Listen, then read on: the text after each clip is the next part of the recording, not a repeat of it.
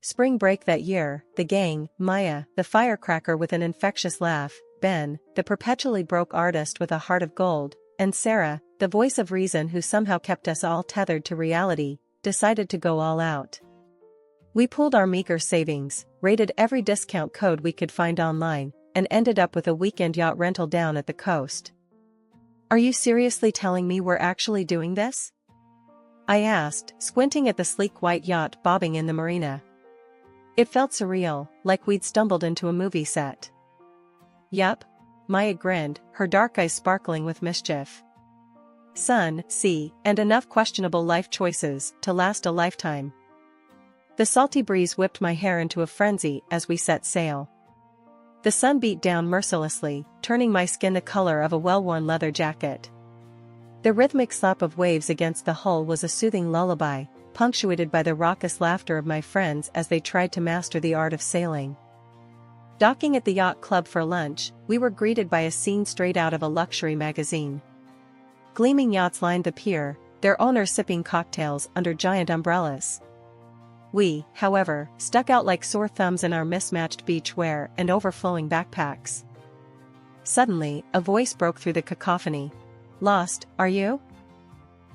I turned to see him, a man with eyes that held the blue of the ocean and a smile that could melt glaciers. He was tall, tanned, and exuded an aura of effortless confidence that made my breath hitch. No," stammered Sarah, ever the social butterfly. "Just admiring the scenery." "Well, the best scenery is always out at sea," he said, his gaze settling on me.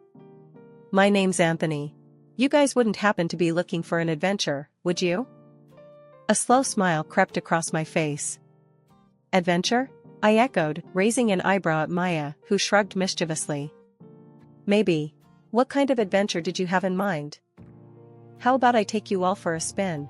Anthony gestured towards his own yacht, even bigger and more luxurious than the others around us. "My treat." I exchanged another glance with Maya. "We can't exactly just." "Come on, Kylie," Ben chimed in, his artist's eyes gleaming with excitement. "When are we ever going to get another chance to sail on a yacht like that?" "Yeah," Maya added, nudging me with her elbow. "Live a little, right?" Anthony chuckled. "Exactly. So, what do you say?" Hesitation flickered across me. This whole situation felt too good to be true. But then I looked at my friends, their faces brimming with anticipation, and the accountant in me took a back seat to the thrill seeker. "All right," I said, a grin spreading across my face. "Let's do it." Stepping onto Anthony's yacht was like entering another world. Plush carpeting, gleaming mahogany furniture, and a stocked bar that could rival any high-end restaurant, it was the kind of luxury I'd only ever seen in magazines.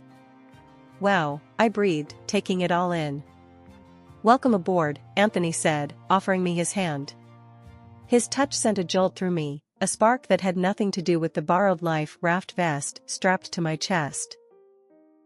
The rest of the weekend felt like a dream. We snorkeled in crystal-clear waters, kayaked through secluded coves, and spent evenings sprawled on the deck under a sky thick with stars. Anthony and I spent most of the time together, talking about everything and nothing. He was funny, intelligent, and surprisingly down-to-earth, despite his obvious wealth. By the time we reluctantly disembarked at the end of the weekend, we were both sporting impressive tans and a connection that went deeper than just sun-kissed skin. We exchanged numbers, promising to stay in touch, and a small part of me wondered if this was the end of our fairy tale. But fate, it seemed, had other plans. A few days later, Anthony called, inviting me to a quaint little cafe he knew. We spent hours lost in conversation, and by the end of the night, it was clear that the spark we'd shared on the yacht had only grown stronger. We started dating soon after, and it felt like everything fell into place. Anthony treated me like a queen, showering me with affection and introducing me to a world I'd never known existed. Fine dining, weekend getaways, and even a surprise hot air balloon ride, he pulled out all the stops. A year later, while on a romantic weekend in Paris, Anthony got down on one knee, a dazzling diamond ring glinting in the candlelight. "Kylie," he said, his voice thick with emotion, "will you marry me?"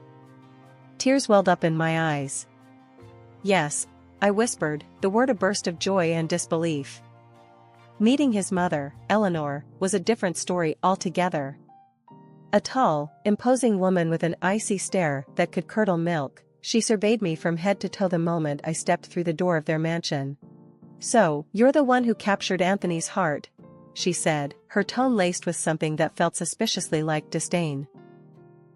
"It's nice to meet you, Mrs. Davenport," I replied, trying to project an air of confidence despite the butterflies fluttering in my stomach.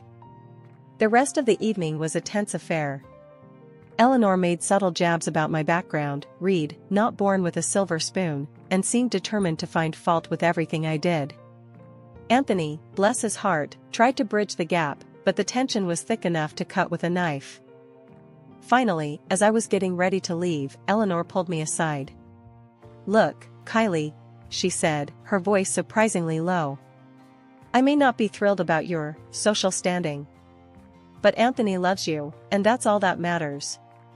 Just don't disappoint him." The idos were barely dry before Anthony announced, with a mischievous glint in his eyes, "There's a little surprise waiting for you at the company, Mrs. Davenport." Eleanor's perfectly arched eyebrow shot up. "A surprise, you say?" Her voice held a hint of suspicion, a quality I was becoming increasingly familiar with. "Just a little something to keep Kylie busy," Anthony reassured her, squeezing my hand. My heart hammered a frantic rhythm against my ribs. What surprise? The surprise turned out to be a corner office overlooking the bustling city skyline and a shiny new title, assistant accountant. Eleanor Davenport Industries, a steel and concrete empire built from scratch by the formidable woman herself, was now my workplace. Working alongside Anthony was a dream come true. We exchanged stolen glances and whispered jokes during meetings, a secret language only we understood. But navigating the minefield that was Eleanor's presence was a whole other story. Our interactions were limited to clipped greetings and terse exchanges during family dinners. It was a tense ballet of forced smiles and polite conversation, punctuated by Anthony's booming laughter as he tried, mostly in vain, to lighten the mood. Years flew by in a blur of board meetings, quarterly reports, and the gnawing ache of an unfulfilled dream. Getting pregnant, it seemed, wasn't as simple as the sappy romance novels I devoured in college. Doctor visits became a routine, each negative pregnancy test a tiny punch to the gut. Anthony remained a rock, his love unwavering, but I saw the flicker of disappointment cloud his eyes sometimes. I buried myself in work, pouring my energy into the company. Eleanor, surprisingly, didn't seem to mind. In fact, she'd occasionally toss a compliment my way, acknowledging a well-structured report or a particularly insightful suggestion. It was a small victory, a grudging acceptance of my abilities, but a victory nonetheless. One evening, after a particularly grueling board meeting, Eleanor caught me packing up my briefcase. "You're good at your job, Kylie," Eleanor began, her voice devoid of its usual frostiness. "Damn good, actually." A shy smile tugged at the corner of my lips. "Thank you, Mrs. Davenport." "But," she continued, her gaze turning steely, "work shouldn't be your entire life. You and Anthony." She trailed off, leaving the sentence unfinished. But the unspoken message hung heavy in the air. "You and Anthony need to start a family." "We're trying," I blurted out, surprising myself with my honesty. "We've been trying for years, but..." Eleanor leaned back in her chair, her expression unreadable. "Sometimes," she said finally, "life doesn't always go according to plan. But that doesn't mean there isn't happiness to be found." Her words were cryptic, yet strangely comforting. Was it a softening? A flicker of empathy beneath the steely exterior? It was hard to tell. At one of the family dinners at Eleanor's house, Anthony strutted into the kitchen, a triumphant grin plastered on his face. "Guess who just hired the most stunning secretary the company's ever seen?" he announced, wrapping his arm around me in a hug that felt more performative than usual. I stifled a sigh. Anthony had a way of making even the most mundane announcements sound like earth-shattering news. "Really?" I managed, forcing a smile. "Who is she?" "Tiffany," he said, his voice dropping a seductive octave. Blonde hair, legs that go on for miles, and a smile that could melt glaciers. Eleanor, who had been engrossed in the financial section of the newspaper, finally lowered it with a sigh. New secretary, huh? She said, her gaze sharp as a hawk's. Yeah. Anthony beamed. Think she'll liven up the place a bit, don't you? Let's just hope she can handle a phone and a keyboard, I muttered under my breath. The remark slipped out before I could stop it. Anthony's grin faltered, and a flicker of annoyance crossed his face. Come on, Kylie, he said, his voice laced with a playful jab. Don't be jealous, because the new girl has legs that could go all the way to next Tuesday. Heat flooded my cheeks. Jealous? Honestly, the thought hadn't even crossed my mind. I was more concerned about Anthony's hiring practices than threatened by some clueless blonde bombshell. But before I could retort, Eleanor slammed her newspaper down on the table, the sound echoing through the opulent dining room. Jealous? She boomed, her voice laced with steel. Kylie is your wife, and a damn good accountant at that. You'd do well to remember that. Looks fade, Anthony, but intelligence and loyalty? Those are qualities to treasure. My jaw dropped. Never in my wildest dreams did I imagine Eleanor coming to my defense like that. A flicker of warmth, a rare spark of something resembling approval, warmed her icy blue eyes. Anthony, still flustered, mumbled an apology. Look, Kylie, I was just kidding around. Tiffany seems eager to learn, that's all. I wasn't quite convinced, but I decided not to push it any further. Eleanor's unexpected intervention had caught me off guard, but I couldn't deny it felt good to have her on my side, even for a fleeting moment. Months crawled by, and Tiffany, the so-called secretary, remained a thorn in my side. Her skirts seemed to get shorter with each passing week, clinging to her curves like a second skin. One particularly egregious day, she sashayed into the office wearing a blouse that wouldn't have looked out of place in a nightclub. Honey, I couldn't help but mutter under my breath, this is an office, not a peep show. Tiffany, of course, had to overhear. She stopped mid-twirl, a saccharine smile plastered on her face. Oh, this old thing? She cooed, batting her eyelashes at me. Unlike some of us, I can actually pull off any style. It was infuriating. The way she sashayed around the office, her every movement calculated to draw attention, was like nails on a chalkboard. Worse, Anthony seemed completely oblivious, or worse, encouraging it. The final straw came one evening when Anthony, reeking of cologne that wasn't mine, announced he was dropping Tiffany off at home since she missed her bus. Maybe I should take a cab home more often, I said, my voice surprisingly calm. Since you seem to be so busy these days. Anthony's face flushed. That's not what I meant, he stammered. Look, it's nothing. Just a ride home. No big deal. But it was a big deal. It was a giant, flashing neon sign screaming infidelity right in my face. And I was done ignoring it. The walk home felt like an eternity.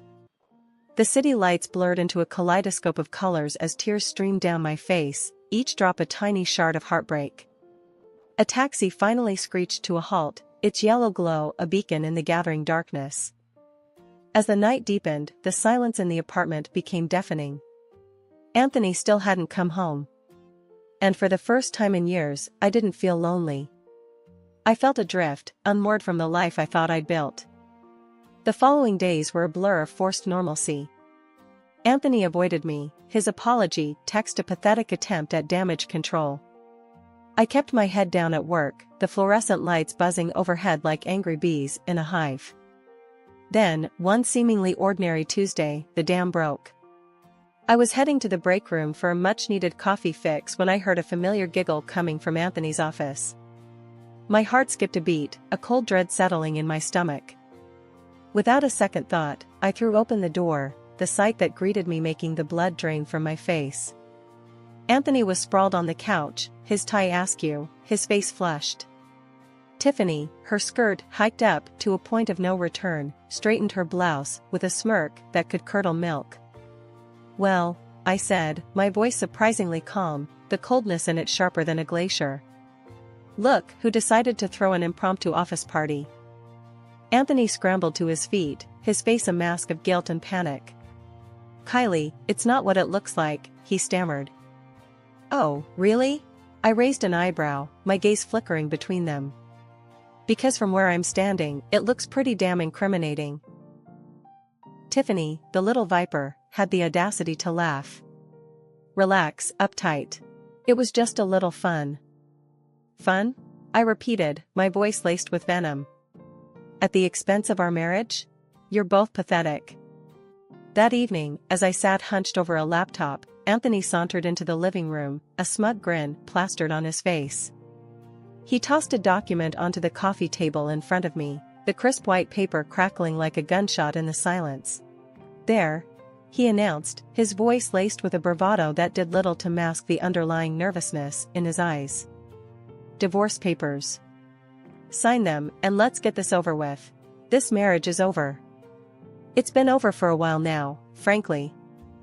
But, why? The question tumbled out, raw and desperate. 8 years of my life, poured into this relationship, and this was how it ended? On a crumpled piece of paper, discarded like yesterday's trash? Why? He repeated, a cruel edge creeping into his voice. Because you're, you, Kylie. Uptight, boring, always working. And then there's Tiffany's pregnant, he declared, a smug satisfaction coloring his tone. We're going to have a baby. A real family. The words were a slap in the face, a cold reminder of the unfulfilled dreams that haunted the quiet corners of our marriage. Tears welled up in my eyes, but I blinked them back, refusing to give him the satisfaction of seeing me crumble. So, sign the papers, he repeated, his voice clipped with impatience. The sooner the better. Frankly, you just annoy me. Annoy him? After all these years, all I was an annoyance? A bitter laugh escaped my lips, a harsh, humorless sound that echoed in the sterile silence of the room. Get out, I said, my voice surprisingly steady. Just get out of my sight. Anthony hesitated for a moment, a flicker of something like surprise crossing his face. Then, with a shrug, he turned and headed for the bedroom. Moments later, the rumble of a suitcase being dragged across the floor filled the apartment. He emerged a few minutes later, a duffel bag slung over his shoulder. He didn't look at me, didn't even offer a goodbye. He simply opened the door, stepped out, and slammed it shut behind him with a finality that sent a tremor through the room. Tears finally spilled down my cheeks, hot and unchecked. I crumpled onto the couch, the weight of his betrayal a physical ache in my chest. After a while, I stumbled to my feet and picked up the divorce papers, my gaze blurring over the legalese. Suddenly, the urge to fight, to not go down without a battle, surged through me. But who could I turn to? My parents were gone, and my friends, scattered across the country, felt like a distant memory. Then, a thought struck me, a lifeline thrown across the churning sea of despair. Eleanor. She might not have been the warmest mother-in-law, but she was a force to be reckoned with, a woman who wouldn't hesitate to take down anyone who threatened her family. Eleanor's opulent living room felt more like a war room than a place of comfort. The air crackled with barely contained fury as I explained Anthony's callous departure and Tiffany's supposed pregnancy. That conniving little tart. Eleanor spat, her voice laced with ice. And Anthony? The spineless worm. Leaving you for a. She trailed off, searching for an insult that could adequately express her disgust. For someone like her. Her words, surprisingly comforting, sparked a flicker of defiance within me. There's more, I said, my voice gaining strength. I explained my suspicions about Tiffany, the exorbitant expense reports, and the nagging feeling that something wasn't right. Eleanor, her eyes narrowed to slits, listened intently. When I finished, she rose from her chair with a predatory grace that sent shivers down my spine. Disappearing into her study, she returned a few moments later, a file clutched in her hand. Here, she said, handing it to me. A little secret audit I commissioned a while back. Just a hunch, you see.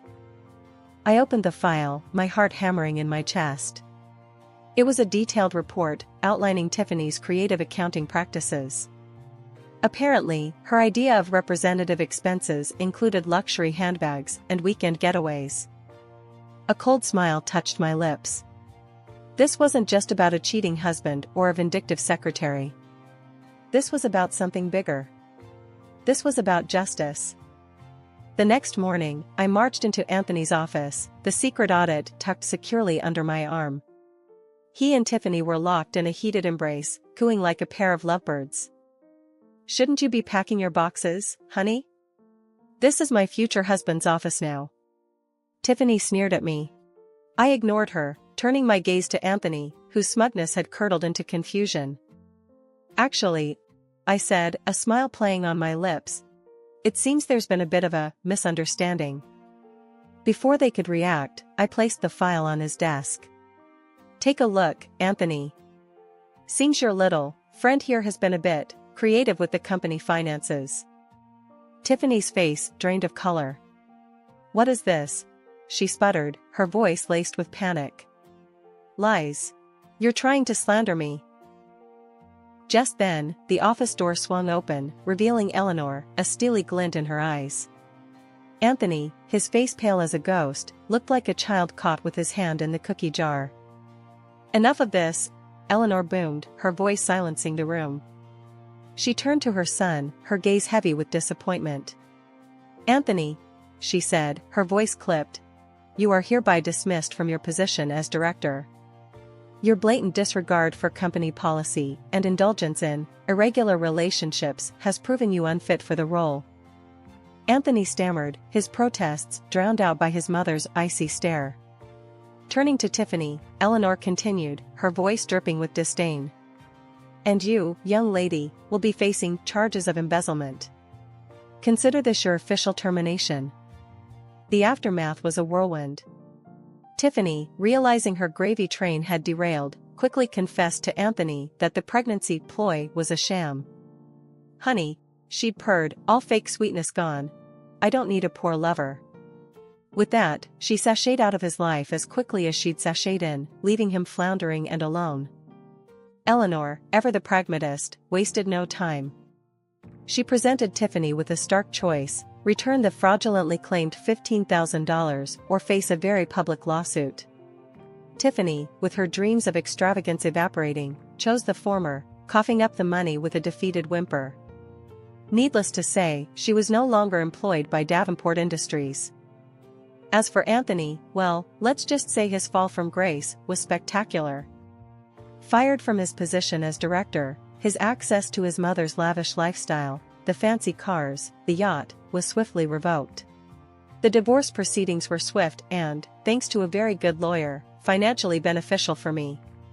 Part of me, a bruised and battered part, wanted nothing more than to walk away from Davenport Industries, to leave the memories, and Anthony, behind. But Eleanor surprised me again. Pulling me aside after a particularly grueling board meeting, she looked at me with a newfound respect in her eyes. "Kylie," she said, her voice softer than I'd ever heard, "this company needs a steady hand. Someone who understands the business, someone with integrity. Someone like you." There was a beat of silence, then I took a deep breath. "All right," I said, a newfound determination filling my voice. "Let's do this." Working with Eleanor was challenging, to say the least. We still had our moments, our disagreements, but there was a newfound respect between us. We were a team, united in our vision for the future of Davenport Industries. One evening, as I was leaving the office, Eleanor stopped me. "Going out?" she asked, a hint of curiosity in her voice. "Just grabbing some takeout," I replied. "Nothing fancy?" "Well," she said, surprising me again, "care to join me for dinner sometime? We could discuss business over a decent meal." I stared at her, momentarily speechless. Then, a laugh bubbled up from my chest, genuine and carefree. "I'd like that," I said, a genuine smile spreading across my face. The future, once uncertain, now stretched before me, filled with possibilities. And for the first time in a long time, I felt truly hopeful. The road ahead might have unexpected turns, but I was ready to face them, head-on, with a newfound strength and a formidable, and surprisingly friendly, ally by my side.